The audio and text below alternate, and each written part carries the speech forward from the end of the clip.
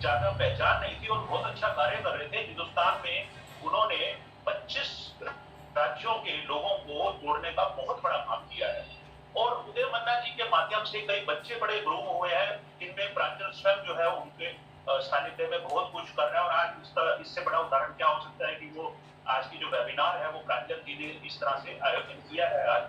तो मैं गुजारिश करूंगा उदय मन्ना जी से सीधा कि आप मन्ना साहब कितना देखते हैं कि सोशल मीडिया के माध्यम से जो आपका आरटीएस का जो एक उद्देश्य था भारत जो एक आंदोलन चलाया, तो उसमें सोशल मीडिया या डिजिटल मीडिया जो कहें हम, उसमें आपको कितनी सफलता मिली और कितना सहयोगी साबित हुआ आपके लिए सोशल मीडिया? जय हिंद। सबसे पहले तो ये जो जय हिंद शब्द है डोगरा जी, ये अपने आप में ऊर्जा देता है और जब एमएस बिट्टा जी मिले तो वो ऊर्जा हम लोगों के आ गई वंदे मातरम वाली। नेताजी सुभाष चंद्र बोस जी का जय हिंद जो है वो आत्मसात कर लिए और फिर निकल पड़े हम लोग सड़कों पर। हम लोग सड़कों पर निकले, फिर वो चाहे डोगरा जी हुए, सब लोग मिलते गए, हम लोग बैठकें करते गए। बैठक करने की धुन सवार हो गई पूरे देश भर में। जिन्हें हम नहीं जानते थे, व्हाट्सएप के माध्यम से उन लोगों से भी संपर्क साधा गया और उन लोगों ने व्हाट्सएप के माध्यम से ही इतना विश्वास किया कि अपने अपने घरों में, अपने अपने दफ्तरों में, खास करके पत्रकारों के दफ्तरों में, अरुण जी अभी जुड़े हुए हैं सिलीगुड़ी से, अरुण जी ही बताएंगे कि आखिर क्या कारण था कि सिलीगुड़ी में बैठक करना उन्होंने शुरू कर दिया। और दिल्ली में जब आए तो एनडीएमसी कन्वेंशन सेंटर में हम लोगों ने एक बहुत ही अच्छा प्रोग्राम करने की कोशिश की। वो सब जय हिंद और वंदे मातरम से ही मिलता गया।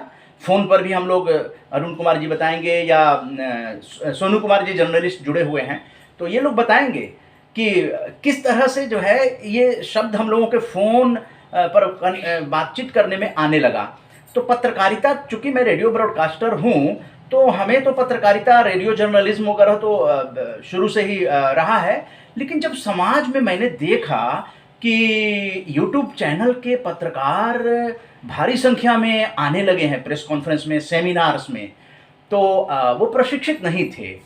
तो ये मन में आया कि हम लोगों को, चूँकि वर्किंग जर्नलिस्ट ऑफ इंडिया का प्रेस सेक्रेटरी बनने के बाद ऐसा लगा कि हमारी जिम्मेदारी है।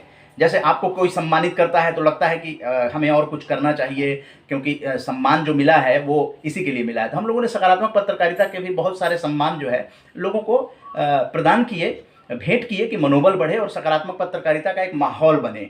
तो सकारात्मक पत्रकारिता, सकारात्मक भारत, सकारात्मक पत्रकारिता से भारत निर्माण, ये डोगरा जी शुरू हो गया।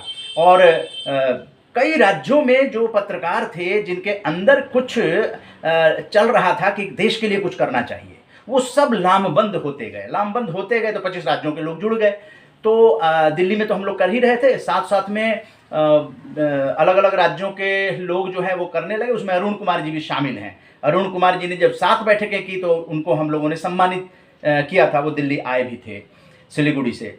और फिर सोमेन कोले मिले थे, तो हम लोगों ने यही सोचा था कि देश में सकारात्मक माहौल बनाने के लिए तो उनके परिवार के लोग यहाँ आने शुरू हो गए हर कार्यक्रम में। अभी 6 अगस्त 2023 को कार्यक्रम हुआ राजेंद्र भवन ऑडिटोरियम में, तो सोमेन कोले और उनके पूरी फैमिली, 12 लोग, 1 दर्जन लोग जो हैं कोलकाता से यहाँ पधारे थे। बाकी कई राज्यों से प्रोफेसर बिजन कुमार मिश्रा जी, प्रफुल्ल जी और डॉक्टर मुन्नी कुमारी बिहार से, नादिर त्यागी जी वहाँ से यूपी से, प्रांजल जी स्वयं जो है यूपी से पधारे थे। और प्रांजल श्रीवास्तव में हमने बहुत कुछ, जिसे कहते हैं बहुमुखी प्रतिभा, उसको देखा। और जैसे और लोग ग्रुप में होते हैं, प्रांजल भी ग्रुप में थे, और लेकिन इनके जो दृष्टि थी वो कुछ अलग थी, कुछ करने की थी। और वहाँ से ये खुद उभर के आए। जब हम लोगों ने इनको मैसेज दिया, ये आरजेएस पॉजिटिव मीडिया की 3 यात्राओं में शामिल रहे, जो उत्तराखंड की 1 हफ्ते की हुई। वहाँ हम लोग उत्तराखंड के कुजीन को प्रमोट करने के लिए गए थे। तो चॉइस देखिए कि प्रांजल जी उसी समय से जो है आरजेएस को पहचान गए। तो आज इनका बहुत अच्छा स्थान आरजेएस में बन चुका है कि 6 अगस्त का जो राष्ट्रीय कार्यक्रम था राजेंद्र भवन ऑडिटोरियम में, उसमें हम लोगों ने एक नई पुस्तक लाई, जो कि डिजिटल मीडिया के जितने कार्यक्रम थे और जितनी फिजिकल बैठकें थी उसको उसका दस्तावेजीकरण किया उस किताब में। 150 पेज की किताब है और अमृतकाल का सकारात्मक भारत। तो आज़ादी की अमृत गाथा, आज़ादी का अमृत महोत्सव में जब हम लोगों ने कार्यक्रम का वो किया तो सारे बैनर जो है ना उसमें हम लोगों ने दिया। आज देखिए डोगरा जी दिखा रहे हैं, डोगरा जी को डोगरा जी बिल्कुल बिल्कुल, जी हाँ जी हाँ। देखिए ये आरजेसियन की पहचान है। जिस आरजेसियन के पास ये अगर किताब नहीं है, मुझे लगता है कि वो ट्रू आरजेसियन नहीं है, वो भीड़ का हिस्सा है। क्यों? क्योंकि ये भारत के लोगों ने, हम भारत के लोग जो संविधान में दिया हुआ है, हम भारत के लोग इतना पीड़ित क्यों हैं? क्योंकि हम अपनी शक्ति को पहचानते नहीं।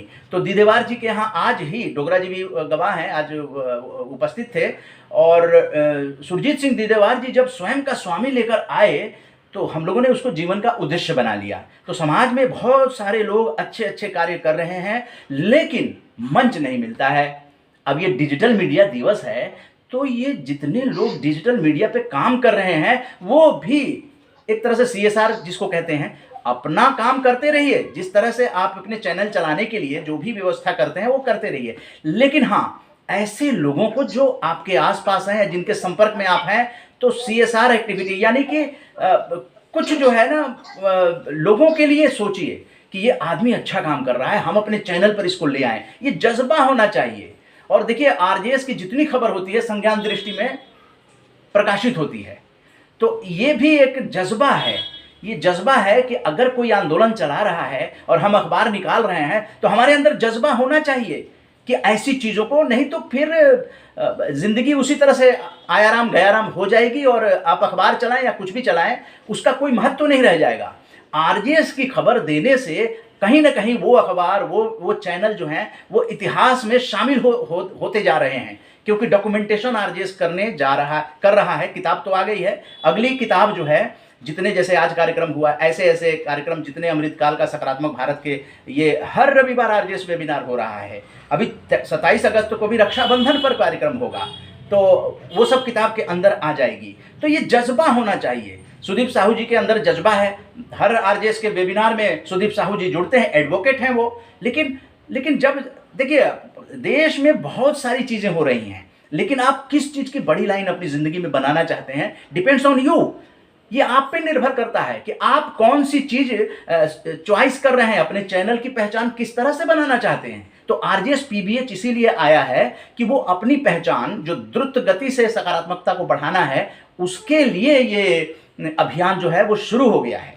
तो ये डिजिटल मीडिया दिवस की हार्दिक शुभकामनाएं देते हुए, क्योंकि ये प्रांजल हर वर्ष कर रहे हैं, तो ये जज्बा दिखाता है कि निश्चित रूप से संज्ञान दृष्टि का भी यही जज्बा जो है आने वाले दिनों में इतिहास में शामिल होगा। क्योंकि हम लोग यूं ही पैदा नहीं हुए हैं। अगर हम सोचते हैं कि यूं ही जीना है, ऐसे ही जी लेंगे और उसके बाद ख़त्म हो जाएंगे, तो फिर वो तो आम लोग होते हैं, मतलब ऐसे लोग होते हैं जिनको, लेकिन हम लोगों को जगाना है। खास करके सकारात्मक पत्रकारिता का मतलब है कि जो सकारात्मक कार्य कर रहे हैं, जो सकारात्मक पत्रकारिता कर रहे हैं, जो लोग सकारात्मक विचार रखते हैं, उन विचारों को अपने चैनलों पर जगह दे, हाशिए पर न रहें। और पॉजिटिव मीडिया यानी कि हर विषय को आपको लेना है। और अगर आपको कोई भी मार्गदर्शन लेना है, आप आरजेएस पॉजिटिव मीडिया के यूट्यूब चैनल को देख सकते हैं। आप आरजेएस पॉजिटिव मीडिया आप गूगल पे सर्च कर सकते हैं कि हम लोगों ने आखिर कहीं ना कहीं हम लोगों को कोई ना कोई आशीर्वाद तो मिला है,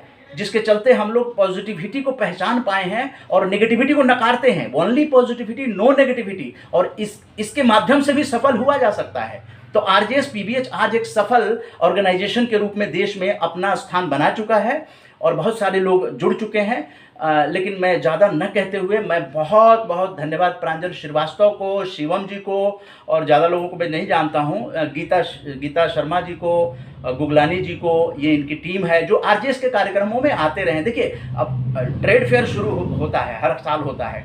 हम लोगों को वहाँ पर बैनर लगाकर और बैठक करने की इजाज़त कैसे मिलती है? शायद पहली बार आईटीपीओ ने इस तरह की व्यवस्था। आईटीपीओ के जो ओएसडी हैं, ऑफिसर ऑन स्पेशल ड्यूटी, जो बड़े अधिकारी प्रोटोकॉल सारा वो देखते हैं, वो क्यों आरजेएस की बैठक में आते हैं और आरजेएस की किताब का पोस्टर का लोकार्पण क्यों कर्नल पुष्पम कुमार जी करते हैं। आईटीपीओ के ओएसडी भी कर्नल पुष्पम कुमार हैं। और नेशनल बुक ट्रस्ट में जब विश्व पुस्तक मेला लगा, वहाँ हम लोगों ने 1 घंटे का समय लिया और वहाँ पर पुस्तक का पोस्टर का लोकार्पण हुआ। और कर्नल युवराज मलिक जी वहाँ आकर उस पोस्टर को लोकार्पण करते हैं। वो क्यों करते हैं? डॉक्टर कर्ण सिंह जी आरजेएस के मंच पर क्यों आते हैं? कहीं एमएस बिट्टा जी ने क्यों कहा कि इसको आंदोलन बनाइए? इन लोगों के मार्गदर्शन की वजह से ही आरजेएस जो है वो अब पीबीएच पॉजिटिव ब्रॉडकास्टिंग हाउस, इसके माध्यम से सोशल मीडिया से सैटेलाइट मीडिया का सफ़र जो है शुरू कर चुका है। और 15 अगस्त को हम लोग जब थे, मैं बताता हूँ कि कैसे मतलब आदमी कितनी खुशियाँ मनाता है। सुख और दुख आते रहते हैं। अखबार चलाइए या आप यूट्यूब चलाइए, आपको समस्याएं आएंगी, समस्याओं से घबराना नहीं है। हम लोग भी बहुत खुशी से आरजेएस पीबीएच के कार्यक्रम को लेकर शुभकामनाएं और 15 अगस्त मना रहे थे सरदार पटेल जी की मूर्ति के सामने नतमस्तक होकर। लेकिन उसी समय खबर आती है कि हम लोगों के आरजेएस फैमिली से जुड़े हुए इतने महामानव जो हैं वो बिंदेश्वर पाठक जी, हाँ, महामानव जो हैं वो चले गए। हम लोगों को ऐसा लगा कि मतलब देखिए ज़िंदगी कैसे पानी का बुलबुला है, कैसे मतलब आदमी चला जाता है। तो इसलिए मेरे भाइयों और बहनों, हम आप लोगों से करबद्ध निवेदन करते हैं कि आप लोग डिजिटल मीडिया में अगर हैं तो थोड़ा सा अपने मीडिया पे ज़रूर ये ध्यान दीजिए, हाशिए पर मत रखिए। जो लोग अच्छे कार्य करते हैं उनको चुनिए, कौन आदमी अच्छा काम कर रहा है, और उसको भी अपने चैनल पर लाइए। बाकी डोगरा जी तो अच्छा काम कर ही रहे हैं। हम लोगों ने व्हाट्सएप मीडिया गुरु का उपाधि दिया डोगरा जी को, और डोगरा जी का मार्गदर्शन भी मिलता रहता है। तो ज़्यादा न कहते हुए, सभी लोग बहुत अच्छा काम कर रहे हैं। मैं अपनी बात को यहीं पे विराम देता हूँ। जय हिंद, जय भारत।